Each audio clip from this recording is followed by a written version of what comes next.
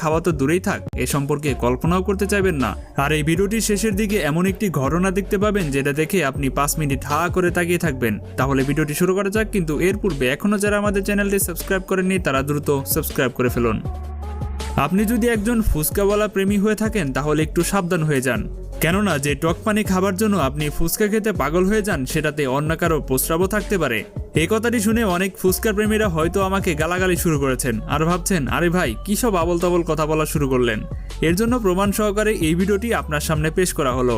ভিডিওটি ভারতের গুয়াহাটি থেকে রেকর্ড করা হয়েছিল, যেখানে এক ফুচকাওয়ালা টক পানির জায়গায় অন্য কিছু নয় নিজের প্রস্রাব মেশাচ্ছিল। এখন এমনটা সে কেন করেছে এটার উত্তর তো একমাত্র সেই মহাশয়ই দিতে পারে, কিন্তু এরপরও যারা এনার থেকে ফুচকা খেয়েছেন তাদের কথা কল্পনা করলেই তো গা শিরশির করে ওঠে। তারপর আর কি, ভিডিওটি রাতারাতি ভাইরাল হয়ে যায় আর সেই ব্যক্তিকে গ্রেফতার করে নিয়ে যাওয়া হয়, যাতে সে এমন ফুচকা আর অন্য কাউকে না খাওয়াতে পারে। বন্ধুরা, আপনাদের মধ্যে অনেকের এমন অভ্যাস আছে যে সকালবেলা চায়ের সাথে টোস্ট মিশিয়ে খাওয়া। হতে পারে এখনও আপনাদের মধ্যে অনেকে চায়ের সাথে টোস্ট মিশিয়ে খেতে খেতে আমার ভিডিওটি দেখছেন। তাদের জন্য সতর্কবাণী, খাবারটা রেখে একটু ভিডিওটি দেখুন।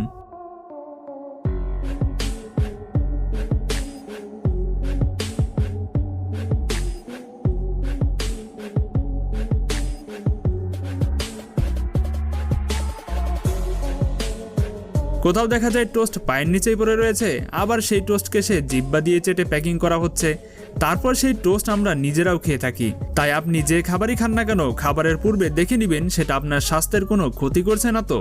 আমরা আপনাকে এই সমস্ত খাবার খেতে বারণ করছি না, শুধুমাত্র সতর্ক করে দিচ্ছি।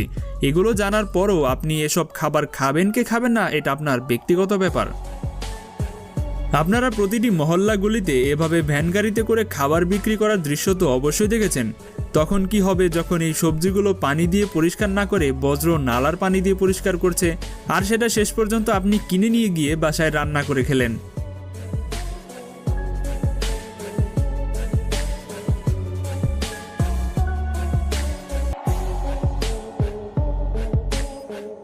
ভিডিওটি মনোযোগ দিয়ে দেখুন আর আপনি চিন্তা করুন আপনি কি করবেন। এভাবে প্রতিনিয়ত না জানি কত বাটপার বিক্রেতা আমাদের ধোঁকা দিয়ে সবজি বিক্রি করছে। সাধারণত আমরা বাইরে থাকলে হালকা ক্ষুধা মেটানোর জন্য সবসময় টিক্কা, পেঁয়াজের মতো তৈলাক্ত খাবার খেয়ে থাকি, যেগুলো খেতে অনেকটাই সুস্বাদুও বটে। কিন্তু এই ভিডিওটি দেখার পর আমার স্ট্রিট ফুড সম্পর্কে সকল ধারণাই পাল্টে গিয়েছে।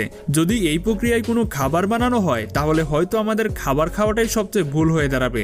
সৃষ্টিকর্তা কোনো কারণে এই ব্যক্তিটির হয়তো একটা হাত দেয়নি, কিন্তু মাথা আর জ্ঞান বুদ্ধি তো দিয়েছে। বগলের শত শত জীবাণু এবং ঘাম মিশ্রণের ফলে তৈরি হওয়া এই খাবার বানিয়ে ব্যক্তিটি কি প্রমাণ করতে চায় সেটা যদি আপনি বুঝতে পারেন তাহলে আমাদের তা কমেন্টে জানাতে পারেন। ফুচকা লাভাররা সবসময় ফুচকা খাওয়ার প্রতি কতটা আকর্ষণবোধ কাজ করে সেটা হয়তো আপনি ইতিমধ্যে অনেক দেখে ফেলেছেন।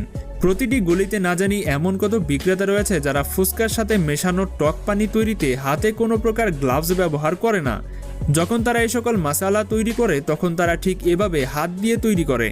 এমন সিচুয়েশনে আপনি ফুচকার টক ঝাল মিষ্টির স্বাদ খাবার পাশাপাশি হাতে লেগে থাকা ময়লা, ঘাম এবং ব্যাকটেরিয়া সহকারে সবকিছু একসাথেই খেয়ে থাকেন। আরে ভাই, এখানেই শেষ নয়, আরও রয়েছে। এমন সিচুয়েশনে যখন নিজের হাত পরিষ্কার না করে ফুচকা মশলা তৈরি করা হয় সেখানে এই বিক্রেতা এক্সট্রিম লেভেলে চলে গেছে।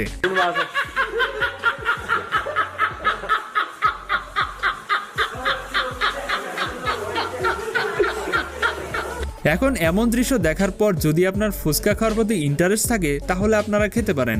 তারপরও আবারও বলে রাখি, এ সকল খাবার খাওয়া না খাওয়া সম্পূর্ণ আপনার ব্যক্তিগত ব্যাপার। আমরা শুধুমাত্র আপনাকে সতর্ক করছি।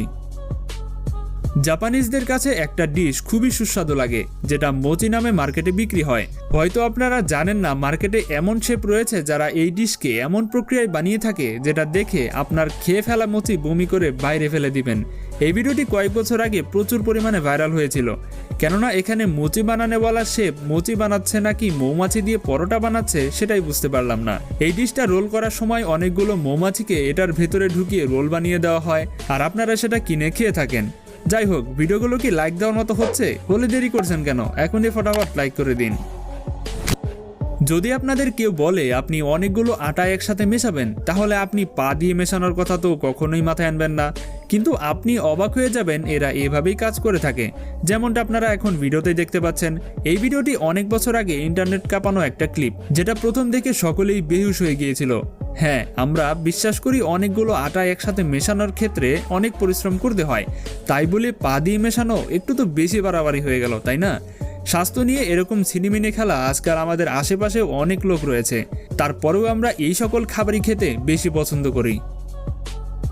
বিবাহের অনুষ্ঠানের খাবারগুলো একটু বেশি সুস্বাদু হয়ে থাকে, কিন্তু আজকের এই ভিডিওটি দেখে প্রত্যেকটা বিবাহের অনুষ্ঠানে গিয়ে আপনার খোঁজ করতে মন চাইবে আসলে রান্নাটি হাইজেনিক নাকি আনহাইজেনিক। এই ছেলেটি একটা বিয়ের অনুষ্ঠানে নান রুটি বানানোর সময় রুটি তাওয়ায় দেওয়ার পূর্বে তাতে থুতু মিশিয়ে তারপর তৈরি করছে, আর বিয়ের অনুষ্ঠানে আসা সকলেই